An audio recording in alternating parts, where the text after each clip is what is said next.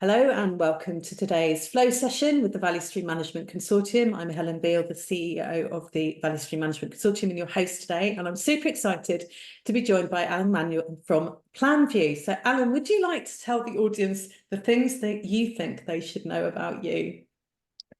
Well, maybe they'll tell me at the end of the session what they learned from me. So I'm Manuel. I'm Global Vice President of Value Stream Management and AI at PlanView. We'll talk a little bit about what that means.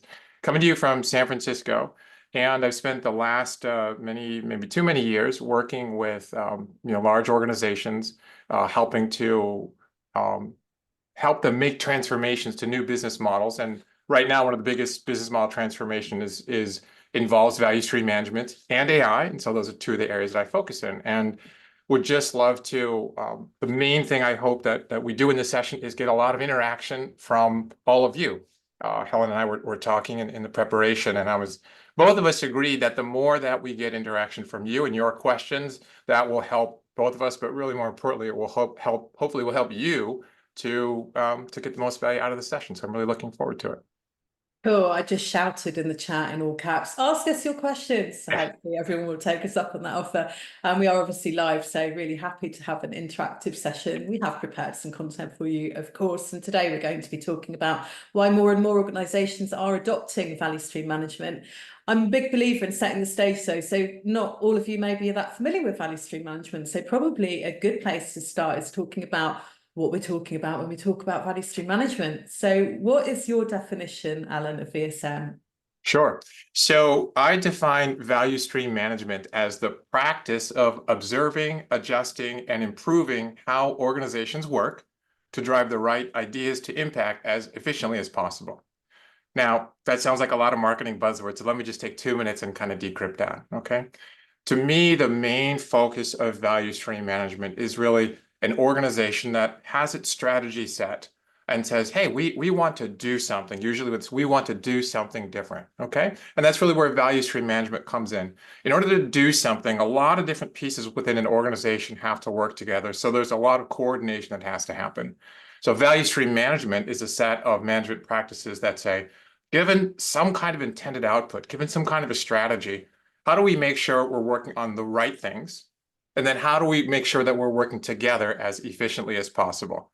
So that's kind of the non-marketing version, which is basically get to your goal, working as efficiently as possible, and making sure everyone is working together on the right things for the organization. I love your phrase, decrypting things, like unpacking and defining. I'm going to steal that if you don't mind. Yeah, for sure. Yeah, for sure. I mean, when we do these presentations, you put up a slide and there's a sentence and people kind of look at it and they're sort of like what does that really mean? So, and again, we're watching the questions here. So, call us out if we're using marketing lingo or you don't understand something, because that's why we're here to answer your questions. And I thought we could break down the definition of VSM a little bit further, actually, with two other definitions. One is what's the definition of a value stream? And then a really tricky one, what's the definition of value? So, okay, it's funny because I work with a lot of customers, and it's very strange because very surprising to me, because actually so your second question, excuse me, your second question, what is value? It comes up a surprising amount of the time, like probably 100% of the time when I'm working with customers, they say, hey, well, how do you define value? Because because we may define it differently. We might not be ready for value stream management. And what is a value stream? So I get these questions all the time. So to me, a value stream is simply a set of connected work to achieve a specific outcome. Okay, it sounds kind of generic, but if you really think about it, an individual can produce something, an individual thing. I've got to do my code, or maybe it's a business value stream. I've got to review my document, or I've got to approve this thing. I'm one step in the process, okay? But companies don't work that way. Very, very, very, very few organizations within a company are actually an individual contributor, even though we talk about that. It's really everyone works together to produce something of value to a customer. I'll define value in a second. So a value stream is simply a group of work that sits together, that starts with usually an idea and ends with something of value. Now, what's value? Okay. Here we have to dodge a little bit. The easiest way to think of value for me is something that someone pays for. Okay, today we also often call that a product, but some people say, what's a product? What's a service? So we kind of back it up and say value. Okay. So to me, value is the easiest thing is something that someone pays for. And if we get into this in a little more detail, I'll talk a little bit about sort of cross value streams and things like that. But that's kind of part one. And then part two is a little bit harder to conceptualize. Sometimes people think of these as supporting value streams or internal value streams. And these are connected groups of work that together support a value stream, which sounds kind of marketing-ish again. But think of, for example, a security service within an organization that provides login, very, very easy one, like a login service for companies producing a set of software. That login service is really of value, but customer doesn't pay for that. They pay for an application that uses that login service, okay? So if we get into this idea, we might talk about concepts like product operating model. I don't know if that'll come up, but value is really two things. One, the direct value is something that someone will pay for, and then the indirect value is a packaged thing that helps someone provide direct value. Okay. Fabulous. And we should definitely talk about POMs. They're top of my mind today, actually. I've been writing quite a lot about them, thinking about them a lot today. But now we've defined what value stream management is and what a value stream is and sort of what value is. And I put a couple of links in the chat to help people. There's a resource there defining what value stream management is in software delivery and also an introduction to value stream management. Let's talk a little bit about why we're saying that more and more people are adopting value stream management. So where are you seeing the evidence for this trend? Sure. So one is I look at my calendar; it's full of meetings talking to customers about this. That's just a data point. Let me kind of just back up and talk to people about why, sort of what is behind this, what is driving this. Essentially, it's us. It's you and me. Okay, and everyone on this call, we are the ones that are driving the shift towards the adoption of value stream management in our day-to-day preferences. We work, for example, a lot with the automotive industry. Okay, and I just recently bought a car, and it's amazing how much of the purchase process today is really informed by software experiences. Okay, it's amazing. Like how much of a car might happen to be an electric car, but it's amazing how much of what we see as value in the automotive industry is really software driven. Whether it's the infotainment or whether it's the safety systems, maybe it's the cruise control. I mean, just think about how much of the value is really delivered by software. We work a lot with financial services institutions, okay? I'm very curious, maybe in the chat, has anybody on the chat gone into a physical bank in the last, I don't know, month? Quarter, year, ever? Is there anybody who's never gone into? There we go. Okay. So what happened? Week, yeah. Yeah. So what happened? Okay, and we work with healthcare. Anybody here use any kind of health tracking app, fitness app? Schedule your appointments. Anybody do that? Oh, you were in the bank last week. Okay, sorry about that, Gene. Okay, but so it's really us that we are demanding these ever-present, super intelligent, super helpful, never get tired, never forget who I am kind of services from every company that we deal with. Okay, so that means all of these companies are shifting to become software companies. Okay, and what they're finding, we go in and we work with many organizations, and one of the things that we do as part of our value stream management practice is look at how well are companies actually doing in terms of, hey, this is what we want to do. These are the resources, and let's go produce something. And what we found, and we have some more info on this if anyone's interested, what we found is that for every dollar that is spent on software delivery in a typical average organization, about 25% of that dollar actually goes towards the intended output. So if a company says, hey, we really want to improve our mobile experience. I'm kind of looking over here. Some people are talking about AI and other things, but let's just say in general, we have a dollar to invest. It turns out that only 25 cents on that investment goes towards that actual customer experience, and 75% is lost in various different ways. And that's really where value stream management comes in, is companies are saying, hey, we've set up our organization, we've set up our agile, we have our strategy, we have our development teams, but for some reason, what we put in isn't what we're getting out. So what do we need to do differently? And that's why so many organizations are looking at value stream management, which which helps them in exactly that area. You've got your strategy, you got your teams working away, you've got your tool chain, but for some reason, you're not getting the efficiency and effectiveness that you need to be competitive. And of course, it is highly competitive, especially in financial services, for example. What is the difference between bank A and bank B? And for many people, it's not how close am I to that ATM, it's how easy is it for me to get the service that I need? How convenient is it? Does it give me that extra level of service that I need? And these barriers to switching are getting lower and lower. So it's a highly competitive space across all industries. The level of effectiveness and efficiency is very low, and it's something strategic. So that's why we're seeing a lot of interest from companies and trying to figure out how to do things better. I just added a link to your software waste calculator to the chat for people to look at in the context of what you were just saying. Is there anything else you'd like to tell the audience about that tool? Go use it. I'm not going to pitch it, but Yeah. go and use it. When we talk about waste, and I do this quite a bit, I get two reactions. Okay.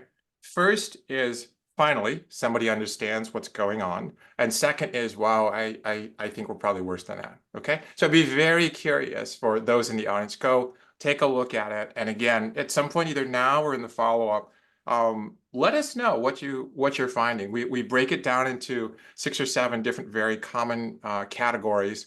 Like I said, I talk with a lot of customers and prospects.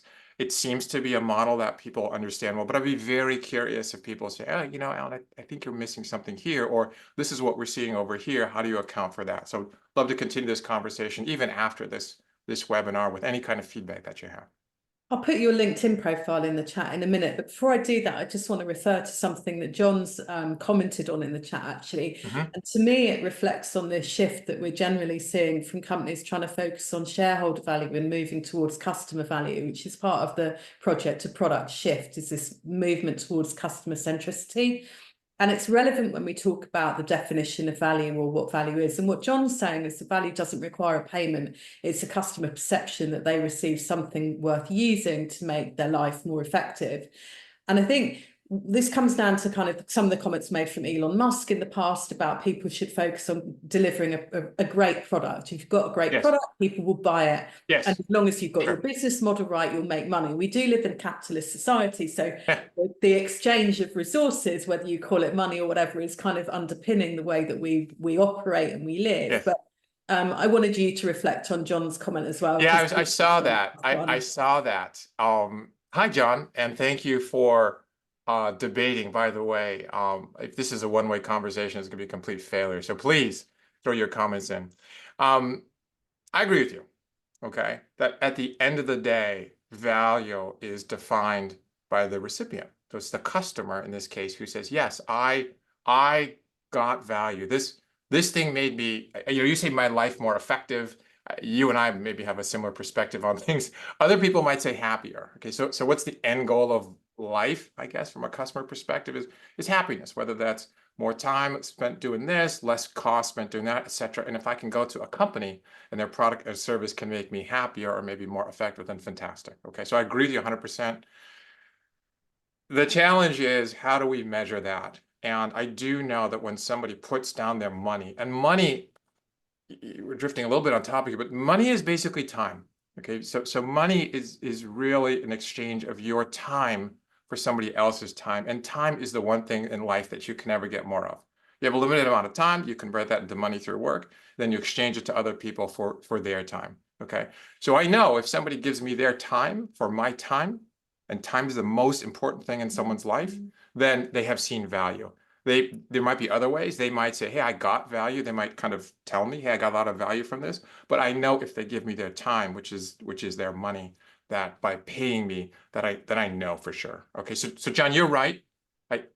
But I would say practically for me and my, working with clients, I know if somebody pays for something, it's affirmative that they have received that value. This is kind of expanding into conversation, which I think is really worth having as well, which is the definition of a customer. So we have the sort of private companies, if you like, the companies that have a customer who's paying, whether it's a business to business or a business to consumer. type customer, there is money changing hands. And then we have the governments or the public services where the customer is actually normally a citizen or a group of citizens. Yep. So I think it's important to make that definition because that can really change the definition of value.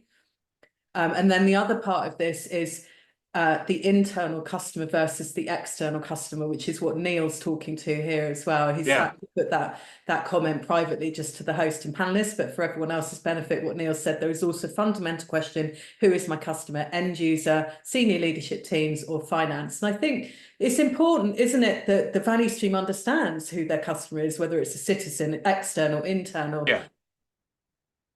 Yeah. Okay. So let me go for the first one and sort of touch on the different types of external customers. Okay. So, we're an enterprise software company, so we tend to work mainly with enterprises. We work with, I don't know, 700 or so. Someone should probably correct me, of the top Fortune 1000 or maybe more, but a large portion of all the large companies that you and I work with, and many that we don't even know about, but are very large companies.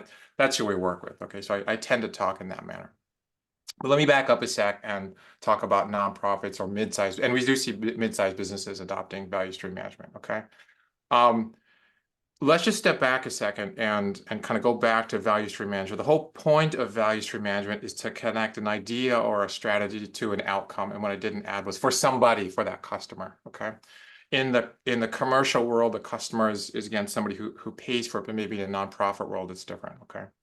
So you have I think we can agree that everybody in an organization who is devoting his or her time to some activity in that organization is doing it to produce a coordinated output for someone.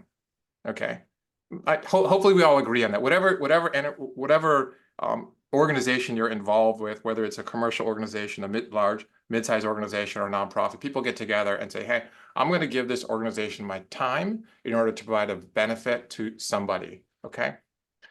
I often refer to that somebody as the customer, even if sometimes in other industries, they'll say a client. Sometimes it's a patient. So again, there's different terms.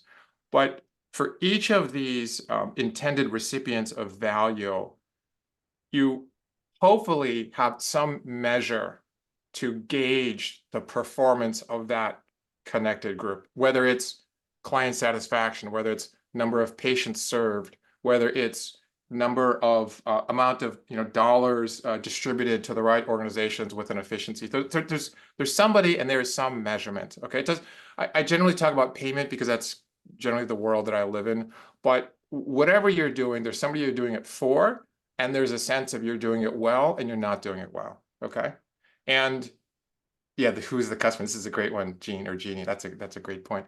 And really, before you can do value stream management, you have to have that sense. And I think one of the most important things that organizations can do, frankly, is just write it down and just say, okay, this is who we think we're serving. This is how we think we know we're serving them well. And this is how we think they're serving them poorly. And here's some ideas that we want to implement to improve how we're serving. If you can define those things, then you're set for value stream management, because value stream management then comes in and says, okay, this is what you want to do. This is who you want to do it for, whom you want to do it for. Here's where you are today. Here's where you want to go. Now let's organize all that work to come together. Okay. Now the internal one. Okay, I'm just watching this. Maybe I should just answer the questions that I'm watching the chat. Okay, the internal one is harder. Okay, I forgot who asked that. This is about the examples I often give are like internal compliance teams, or maybe security teams, or platform teams who produce value for another organization to consume. A very simple example I often use, because people understand it as a login service. We produce a login service. It's consumed by 3 product teams. How do you actually measure that value? There's no simple answer other than understanding how to set up and manage a kind of a matrix organization like this with matrix outcomes, including direct and indirect outcomes, is one of the biggest challenges that we see organizations facing today. Okay, so there's not like a textbook answer. Those of you with accounting background may build on models like a fixed cost allocation. I don't know, just throw in the chat if these things make sense or not. But there are ways that companies are doing it to basically say, hey, if I serve 5 different value streams, then the value that I get is the aggregate of those five. And I would say that's probably the best model that I've seen so far, because it tries to tie the delivery of internal value to the delivery of customer or end user recipient value. Okay. And it's kind of throwing a lot of terms around. I just want to make sure that people understand, like, the best thing you can try to do is find that path to the customer, whether it's a customer, a patient, a recipient, and try to link the performance of that kind of shared group in some way there. And that'll help guide you. I mean, just always focus on the customer as much as you can. This is what we find. And that will help guide you, but there is no simple answer for that internal, how to manage that performance of that internal team. Okay. We do have a couple of quite specific questions that I'd like to run by you. One is from Stephen, that's actually in the Q&A section, which is about whether we're measuring qualitatively or quantitatively when we do value stream management. Or both. Okay. Okay. All right. So I assume everyone is familiar with some of the details of value stream management, but I might be wrong. So there's the concept of flow metrics. I think probably everyone here understands that, or I'm not sure. I would definitely define them because I Click on it a wouldn't. little bit, or double click on it. Okay. Yeah, yeah. All right. So basically the concepts in value stream management extend many of the learnings that were uncovered as part of the lean manufacturing revolution or evolution, and extends many of those concepts into the software world. Okay. So the idea of instrumenting the flow of work that's connected among different producers. So in the physical world, just think of an assembly line. Something is moving down the line and people are putting things onto it. And we want to instrument that and say, hey, where's the blockage? Is it moving? You're moving too quickly, you're moving too slowly. We got to move people over here because there's a bottleneck. All of that sort of coordination to produce complex manufactured goods was then extended to supply chain. That's why you can get things very quickly from Amazon or wherever, and then further extended into digital product development, software development, which is what value stream management is. Okay, so we look at 4 common measurements in value stream management. Well, I'll kind of 4.5. Okay, we look at flow time, which is the end-to-end time from the beginning of the software development process for a thing to the end of the software development process. So for example, from the time that somebody conceptualizes, here's something that we want a customer to be able to do, until the time that that thing is actually available for the customer. That's flow time.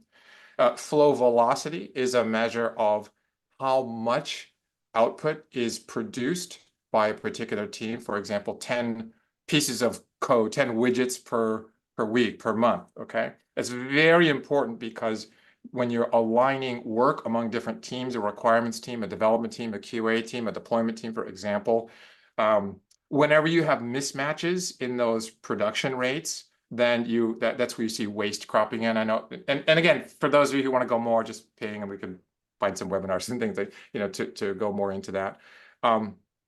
Flow load is the concept of how much work is in progress at a particular time. So for example, think of this as you're in a crowded airport. We actually have a pretty good video on this, which is describing the flow metrics in terms of checking in for an airplane, a flight. You're in a crowded airport and you see 2 terminals or 2 places you can check in. One has a ton of people standing around and one is empty. Okay. And you're going to go to the empty one because you know that crowds slow things down. Okay, the same thing happens in physical work, whether you're manufacturing something, or in supply chain when you're trying to ship things. But actually the same thing happens in digital work. So you think, hey, digital work is non-tangible. If I just pile a bunch of work in here, it doesn't slow the team down. We've done the research to show that it actually does slow the team down. Okay. And then let's see, flow velocity, flow time. Okay, flow distribution is a view of how much work is being spent on particular types of tasks. And very importantly, we distinguish between functional feature work, which provides customer value, with sort of foundational work, whether it's technical debt or risk and compliance work, or whether it's rework or defects. Okay, so this is a long-winded way of saying that the standard model for value stream management is both qualitative and quantitative. The qualitative piece assesses things like the percent of time spent on rework. And of course, rework is just pure waste in the system, that's defects. But a lot of it is quantitative, and it's aligning production flows between teams, okay? It doesn't necessarily look at the performance of a particular unit of work. So for example, hey, we built this screen. Is this screen 20% better than the other screen? Doesn't really look at that, because that's in a different domain. But what it looks at is when a product manager, it's typically a product manager, decides, hey, we need to work on this, how effectively can the system, which is the group of people working together, come together to get that idea out the door and into that customer's hands, okay? So it doesn't replace the product manager. The product manager is the one that has to make that assessment, but it kind of takes over from there and says, hey, you've got this idea, we're gonna juggle things around to make it into the customer's hands as quickly as possible, okay? And again, customer is, customer, patients, recipient, etc. Anyone who consumes that value, okay? Another question then, which I think is kind of linked to this really, which is about these organizational structures and really to do with the traditional organization. So what challenges have you run in getting traditional organization clients to adopt value stream management, and how have you enabled a shift in mindset with those clients to embrace value streams and value stream management? And that question is from Michael. Yeah. Okay, so challenges with existing organizations. All right. Yeah. I'll just kind of set the context that the organizations that we work with are generally in a state of, kind of as I mentioned, in a state of we'll call it strategic change. Companies need to become different, develop a new set of skills, a new set of competencies. I kind of talked about that, and so typically there's an imperative, usually a strategic imperative that says, hey, we need to fundamentally change ABC in timeframe DEF. Okay, so that often comes down from the top. Okay. Then at the second time, the second part is we generally see organizations who have spent a significant amount of time and energy in their agile transformation. So these organizations have teams set up, they have tooling set up, they're tracking the requirements in application A, they're doing their development in application B, they're doing their deployment in application C, and sometimes these are a few apps in the tool chain, and sometimes these are dozens or more in the tool chain. So that's kind of the situation that we walk in, okay? Now, I would say probably the biggest challenge that we see is that companies understand the problem. They don't actually know the scale of the problem, but they intuitively feel that solving that problem is just too big and too hard and too complex. And so they're kind of taking, sometimes people say bite at the apple. Oh, whatever. So, they're trying to get pieces of it out of the way, and they're not really very successful, okay? And so what we try to help organizations do is kind of step back and put a plan in place that says, okay, this is where you need to be. This is the target operating model. I know other companies use that term. This is a target operating model for you, and it's going to require improvements in these different areas. And let's start here. Let's do this. Okay. And the most effective organizations have, and this might just sound like I'm a typical transformation consultant, but it's true. Most organizations, you have to have kind of two things coming. You have to have the vision, and the company has that, but then there's two important things that you need to have. Somebody, the transformer who really understands the vision and the path to the right operating model. And in 100% of these organizations, this person exists, okay, like digital transformation officer, okay? And has the desire to get there. So the challenge is simply, okay, let's explain to you the method and tailor it for you. So you need that top-down vision, okay? And then the second is when you implement value stream management, there's work that takes a long time and gives you benefits, and there's work that takes you a very, very, very, very short time and gives you benefits. And you have to sequence these, okay? So don't try to do the hard thing first, do the easy thing first. For example, and we've learned now when we work with clients, we typically say, hey, in under 30 days, we can show you like 5 to 19% of waste in one area of your system, of your process, that we can address right away, that you can address right away in 30 days, okay? Now, the full-on change of that organization might take longer, but there's parts of implementing value stream management that can be done very, very quickly, and it gets people going. So the other part, the top-down part is you need to be able to establish a vision at the top with enough clarity of what that target operating model looks like. And a lot of this is what we call art of the possible, okay? But as important, if not more importantly than that, is to, at the sort of team level, is to implement the pieces of value stream management that can provide immediate feedback as quickly as possible, because you want to move people away from webinars like this, where people like me wave our hands, to actual operating results, changes in your management system, seeing your own data on a screen and learning how to make decisions based on that. Okay, so those are the two things.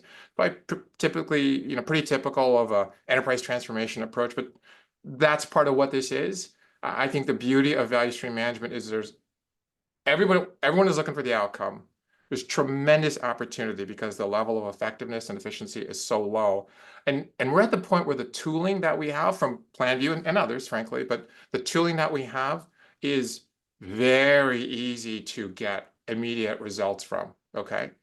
The full-on change takes time and commitment, and the benefits are tremendous, potential benefits are tremendous, but you can actually get stuff operational in a very, very short time frame. And I think that's something that has changed in the last couple of years.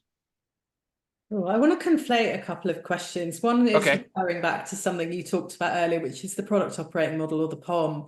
And then Mehdi's asked a question about SAFe and Agile at Scale framework. So Mehdi said it sounds a lot like what SAFe depicts in terms of tuning value streams. Question is related to the adoption of a value stream framework as a way of work on value streams. Does it need to have a well-established scaled Agile practice, or need a certain level of Agile maturity? So, we've got an audience that is considering taking this on. Where do they look for existing guidance on how to do it? Yeah. Okay, so that's a lot of questions all into one. Okay, so if your organization has decided that you need to deliver value differently to the customer, well, here's the precursors. One, your organization needs to say, hey, we need to deliver value differently to our customer, again, or our end user, or whatever it is, for reason ABC, whatever that thing is. If your company says, hey, we're good, we're fine, we're not going to change it, then this is not for you. Okay. But pretty much every company, and it's amazing the industries we work with, even I don't know, I was working with a company that produces farming equipment.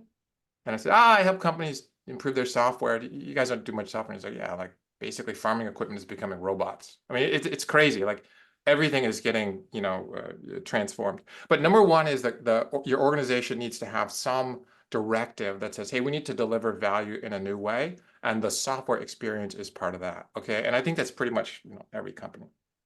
Okay. Pretty much everyone's doing that. All right. So if you're not doing that, then actually come and talk to me. I'll give you some more guidance. But pretty much everyone is doing that. And so if in the last quarter, you produced software, however you did it, using whatever framework you have, whatever organization you have, if you did that, then you should be looking at the level of efficiency and effectiveness of that production process. And you should be looking very, very carefully at value stream management, okay? In fact, the earlier the better, because what value stream management really does is it's kind of like an upgrade to an agile process. And I don't want to get into the different methodology, but it's kind of like an upgrade that says, hey, like basically companies have put their processes in place and later on figured out, we need a management layer on top. And that's where they are today. If you're at the beginning of that, don't wait. Don't go through that bad experience that many of the companies today have of putting a lot of investment into development and then figuring out, the management process the governance model didn't come along with it. Do that at the beginning, okay? So if you're producing anything that delivers value in a digital way to a customer, you should be looking at value stream management. You could say, no, it's not right for us, but you really should be looking into it and asking yourself a couple of fundamental questions. I talk to a lot of customers about, it's very strange. It's like, It's like buying a sports car without insurance.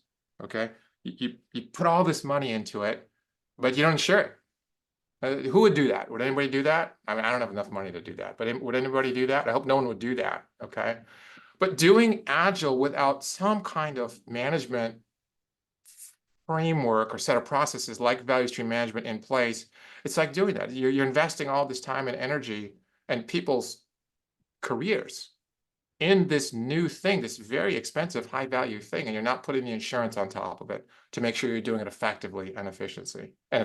Okay. So that's what value stream management is. That's one way of looking at it.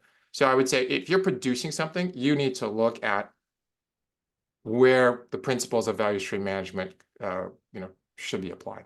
Okay. And of course, we have some materials on that about how, very specifically at the team level, at the team of teams level, at the manager director level, daily, monthly, weekly, PI. Hey, what do we do differently with value stream management? So we have all kinds of material like that on that specific topic. Okay.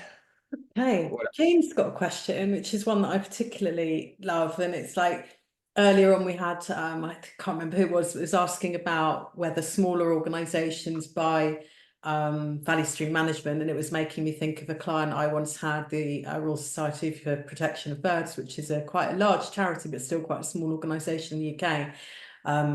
Who's immediately sprung to mind as not a Lloyd's banking group, but that was using this kind of methodology. Yeah. But Jane's question is mapping the value stream the first step? And I have pointed everyone here at the Value Stream Management Consortium's implementation roadmap, which has mapping as one step of value stream management and actually about the third or fourth step. But I kind of reiterated in the chat as well that this has often been an entry point for people into value stream management, particularly people coming from the DevOps world. But I wanted to get your view of where mapping sits in the world of value stream management. Yeah, so I mean, it's at the, as you mentioned, doing the value stream mapping is one of the early steps and really a precursor to understanding what's going on. I'm going to put a little asterisk on that and saying that I've seen organizations get kind of hung up in the mapping step, and I'm an American, so we do it this way, Helen. I would say just go for 80% correct in your mapping. Start seeing what the metrics are and what the operational implications are, and then you can tune it. You don't have to go for you don't have to go for 100% correctness. Part of it is because sometimes people within organizations have different philosophies about how to go from physical processes into kind of virtual value streams. And these philosophical arguments, they can take a lot of time.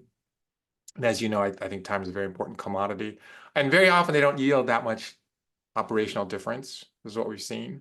So, mapping is certainly one of the first steps that you need to be doing to implement value stream management. But I would say prioritize speed. Well, this crowd should know this. Okay, prioritize speed and feedback over accuracy, because the thing will tune itself. You don't have infinite time, and you'll start to say, hey, we look like we're generally good over here, but it looks like this is a problem over here. So let's actually refine this area over here. And that's the whole notion of value stream management. One of the most powerful concepts of value stream management is it helps guide your teams to which areas of the organization need the most attention. So do a reasonable job of mapping and then get going. Start operationalizing that data. There's some simple things you can do right up front. Aged and canceled work is one that we talk about a lot. And then come back, and you will do this. You'll come back and you'll say, oh, we aren't able to get this insight because we mapped it in this particular way. That's okay. Okay, because what it means is you've tackled the bigger problems and now you're down to that problem. Okay, like as soon as you start doing value stream management, certain things are just going to jump out and hit you in the face, and you're going to say, wow. So get enough, you'll start getting those initial insights. You can start working on that, and then that can guide you. And frankly, it helps get the organizational momentum behind the more detailed precision around mapping. You're going to have to get people to agree. Why am I even looking at this? What's the reason? How do we use it? By getting it and just doing it, people start to see, oh, here's how our organization is learning to make decisions with data.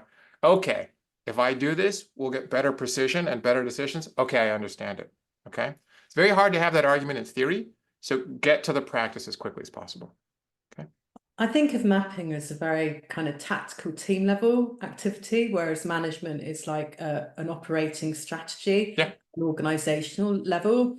And what I found personally with mapping as a consultant is that people would find lots of value in it in the moment when they were doing the exercise, but they found it quite difficult to follow up on. And this was my path into value stream management, is the realization that when we were able to harness the data that existed because we built DevOps tool chains, it enabled us to actually continually inspect and adapt that value stream in a way that didn't require us to get back in that space to do that very expensive That's what you find. mapping exercise. That's what you find. I would say, I know we're talking about a lot of topics here. I think as each of you in the audience is exploring your paths to implementing value stream management, be very critical about when in this journey will people start making decisions differently? Like, let that guide you. As you put your plans together and you talk with companies like us or others, be very critical about, hey, if I do this, when will we start making different decisions, and who will start making those different decisions? And whoever you talk to should be able to very clearly answer that question. Okay.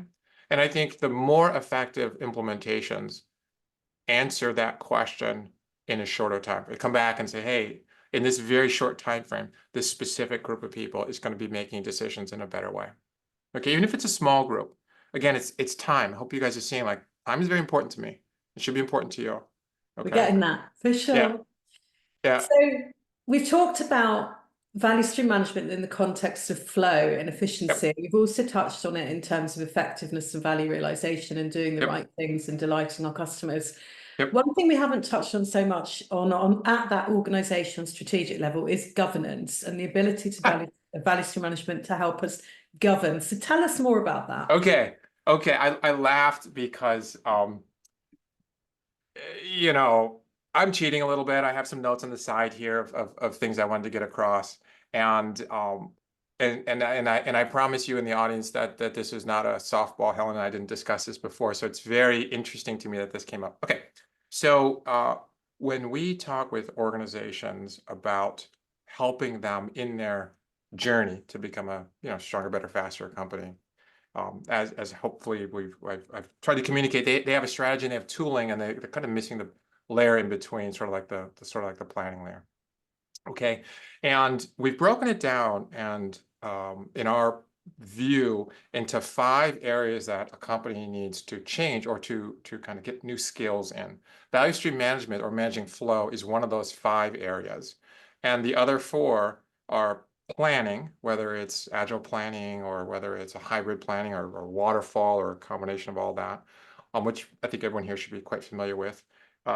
It's setting up the right organization. We've touched on that in this conversation about matrix organizations, understanding how to define and manage matrix organizations. And I thought I saw it in the chat here, the funding model, which we probably won't have, I don't know if we'll cover that. The funding model changes, okay?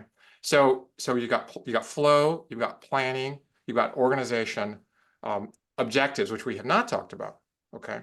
That a part of the transformation that we see organizations effecting requires decision making at a level as close to the customer as possible. Okay, so it really involves giving down to the individual teams, definitely the product manager level, but then down to the individual teams, the ability, authority, and autonomy to say, hey, I think this thing should be designed this to improve the customer experience, because you want as many brains as possible trying to create great experiences for customers.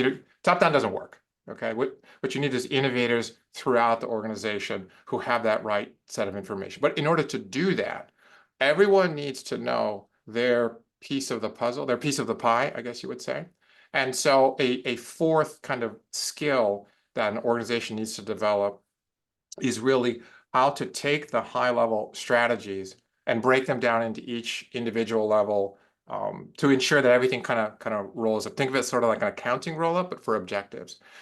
everyone's pushing OKRs these days, so are we, and a strong and effective OKR framework is one of the I would say prerequisites to having an effective product operating model. Okay.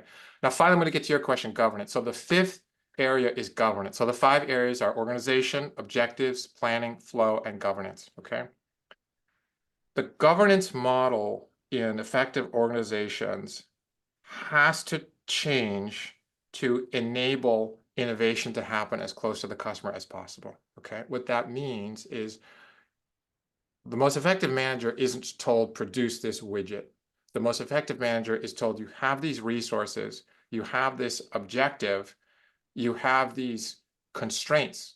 You're in a matrix organization, you're producing something for someone, or hey, someone is producing something for you. So constraints and dependency, they come up a tremendous amount. Okay. Then you have your own operational cadences, things like your production capacity, your flow, etc. And that manager needs to put all of that together. He or she can't just say, hey, I'm told to produce X, I produced it. That manager needs to say, hey, I'm told to produce outcome X. I'm given this roadmap, but I'm also given authority to move things around, given my OKRs, given my financials, given my dependencies, etc. Okay. Now, how do we control all that? The governance model needs to be augmented. Okay. So what needs to change is that each element of the organization flips from a production or a activity management to an outcome management. Okay. And say, hey, you're responsible for these outcomes. Okay, my team A is going to do this, B is going to produce this outcome, C is going to produce this outcome. That's the first big change. And the second big change is in order to do that, you have to supply the right set of information down to those individual teams to make all that. Okay. So it's a sort of a enablement of sort of a mini GM model. I don't know if people have heard of that, but product manager becomes like a mini general manager and is responsible, as I mentioned, for the overall outcome, given a set of resources and told, hey, go and manage to that. And so the governance model has to be more expansive to look at devolving more authority and responsibility, but then holding the team, holding that leader accountable, not for the action or the activity, but for the outcome. Okay. Okay, I'm going to do a time check. We've got about 10 minutes left. So we have a question from Anne. And I think it would be great if we could get a bit of a chat about funding and maybe also about value stream networks if we can squeeze it in. Anne's question is kind of a statement as well. Anne thinks there needs to be a conceptual framework that shows where value stream management fits in. And she frames this, and actually she's calling it value management rather than value stream management, but she's positioning it as an overlap and a connection between the business model and the operating model. So value definition is living between the two. So where we've got business, then we've got value delivery, connecting strategy and customer. So how does that sit with you? Okay, this is Anne's more abstract level position of value stream management as a connector between business model and operating model. Yeah, it's in the Yeah. Q&A. Yeah, I see that. How does it sit with me? That's exactly how I think. That's very hard to communicate to an executive, though, in those terms. Okay. So, and communicating these concepts, I would say, is one of the things standing in the way of more adoption. Is we take these concepts which are strong and powerful, and sometimes we have to explain to people who want the outcome and aren't really so much concerned of what goes into it. But definitely I see when I talk about it a little bit differently, and I talk about it as you have kind of a strategy level. Maybe that's your business, that's what you call the business model. And then you have people doing the work. Maybe you call that the operating model. But then in the middle, you have how that strategy turns into specific organizational structures, specific plans, the actual roadmaps, your flow, your governance, and how that actualizes the strategy on top of the operating model. Okay. And it's hard to do this without a picture, which I'll send if people want. But I think value stream management is one of 5 elements of this. So I think we're aligned on that. That value stream management is one of the, I would say, 4 or 5 things that exist at that layer. And we see that the absence of that layer is what causes a lot of this wasted inefficiency within companies. They know where they're going, they're operating, they're doing their work, but because they don't have that middle kind of control pane, sometimes people think of it like that, that's where we see a lot of inefficiency and misalignment coming in. So you mentioned the need to adjust the way that we model our funding and our budgets in this new VSM world. Tell us more about that in the context of what you were just speaking about. Yeah. Okay, we are not change management consultants. We sell software, but I do see a lot of area here where companies who are larger are working with GSIs to transform their funding models. And others are just doing it on their own. They say, hey, we have to do things differently, okay? This area is a little difficult for me because I've spent my whole career in software, and so the funding of software delivered businesses is all I know. And frankly, I'm learning a lot about how traditional companies fund things, which is very, very different, in from my point of view, from how software companies, are funded. Essentially, and this is kind of one of the aspects of what we talk about when we say project to product. Essentially, think about the difference between, I don't know, maybe like a garden hose and a gardening service, I guess. Maybe this is a good way to think about it. Like the traditional way that companies model investment in technology is like the garden, you buy the things, the garden hose. Hey, I've got a project, I got to go do this, okay? Whereas a garden service is something different. You can say, hey, am I getting the outcome that I wanted? Is it producing the results that I wanted? Is the grass growing? Are the trees living? So when you shift, or when you decide that you need to invest in software experiences for a customer, you should also be deciding, hey, this is how we're going to measure the effectiveness of that experience. And your funding model should shift from we're going to fund components of that experience, i.e. individual products, to we're going to fund the outcome of that experience. Okay, and the outcome of that experience is generally called product. Okay, so it's kind of the theory. In reality, it's one of the last areas of transformation that a lot of companies look at, because changing that funding model is quite complex because it touches on other parts of the business. So in the end state, what's happening is organizations will fund product lines, investments in product lines, according to the expected and actual end user outcomes. Okay, it's typically like revenue and bookings. Okay. Practically speaking, everyone on this call, I would say that's probably going to be the last thing that's going to change. So what you have to be able to do is show effective value delivered to customers, show the ability to govern that as a precursor to having that larger discussion on changing the funding model. Okay, you don't have to solve everything, but I would just recommend, don't start with, hey, we've got to change our funding model in order to implement value stream management, because that is not true. There's so much opportunity to implement value stream management today and show operational improvements to the organization and make people happier. Do that first, get those initial gains, and then you're going to have an easier time having that discussion on changing the funding model. Okay, and again, the funding model very simply is changing from action-oriented investments. I need you to this funding to do some action ABC, and it changes to I need this funding to achieve outcome DEF. And again, typically it's a sort of like a bookings model, but for other companies, the value is defined according to different metrics. Okay. So I'm going to do my last question, I think, about value stream network, and then I think we'll have like seconds probably to wrap up. So we map a value stream. How does software help us map a value stream? And once we've mapped those team level value streams, how does software help us visualize our whole organization as a value stream network? And what's the benefit of that? Sure. So, I mean, software, we have a platform. What it does is it sits on top of your existing tool chain. Let's say your company's using Jira or using ADO or ServiceNow or any other. It means you're doing the work.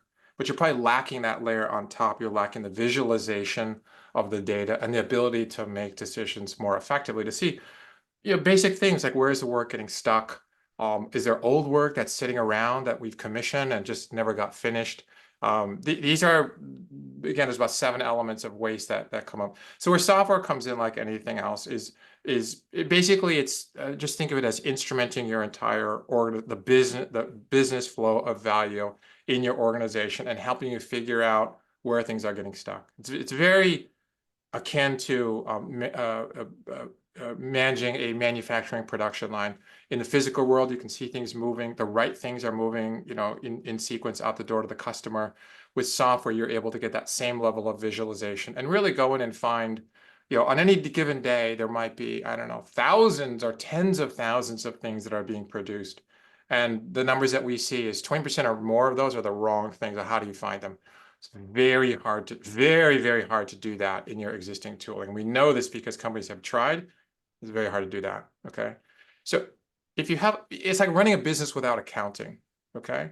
Without accounting, you can take money, somebody can pay you, and you can give them the change and the receipts and things. You can do that, and that's what people are doing today with software, okay? But without accounting, you don't know. Am I making money? Am I losing money? Is somebody stealing the cash? Where's it all going, okay? So without a layer of software that's helping you, it's like running your business without any books, without any accounting, and just saying, hey, everyone in your retail store, just do your best. Just do your best, okay? That's kind of where we are today. So if you don't have that layer of software, I mean, just think of running a business without accounting, I think. And that's where we are today. Blind, as someone, Charles, who wrote that book a long time ago, said. Right, I think we can squeeze in one last question from Diane. Where exactly does people management come in? It's not just about the structure or the matrix. How is the people alignment of an org integrated, from value stream training to performance management being outcome oriented? Yeah. Okay, so when you do this, people's jobs are going to change, okay? And that's just the context that you're going to be in. The biggest complaint that developers have is, I don't know what I'm doing and I'm stuck waiting on someone else, okay? And that's developers, that's product people, that's everybody involved in this whole process. These are the two biggest areas of dissatisfaction, which is, hey, I'm working hard on this thing. Is this the right thing? And hey, I'm doing my piece, but that other team, I'm stuck waiting on them. My hands are tied. These are the two biggest problems that make people unhappy. It's not long hours and it's not low pay, to be honest. Okay. It's, am I working on there? Is someone going to use what I'm producing? Okay. Value stream management targets exactly those things, and it gives people the data to solve those two problems. If you can take those two problems away, your team is going to love you. All right. So, and that's a big part of why we do this, is there's a shortage of talent out there in this domain. We all know this, and people will go to where they're going to be happy and where their skills are used most effectively and most efficiently. That's just what's going to happen. And so I really see implementing value stream management as a way to, and people say it's attract and retain the best talent. It really is, because people hate those two things. They don't mind hard work, but they mind wasteful work, and they mind waiting on other people when they could be doing something else. And those are the two areas that value stream management will help you eliminate. Perfect. Thank you so much. The audience is saying thank you a lot as well. We are on time. I guess you might want to leave a final word with the audience. Perhaps you'd like to say something about time. Time. We're out of time. I hope you guys see that I personally view time as the most important thing in everyone's life. Okay, that's the one thing you can get more money. You can't get more time. So use your time wisely. Come visit us, actually, and buy our software. We're going to help you save your time. But I would say, just backing up, just think about that. Think about how important time is for you, how important time is for your employees, how important time is for the people that work for you, and how important time is for your customers. Your customers are waiting for that innovation and it's getting stuck somewhere. Okay, so help them out. Wonderful. Thank you so much for sharing your time with us today. We really appreciate it. Thank you, audience, for being with us. We'll see you somewhere sometime soon. Take care, everybody. Thanks so much. Bye for now.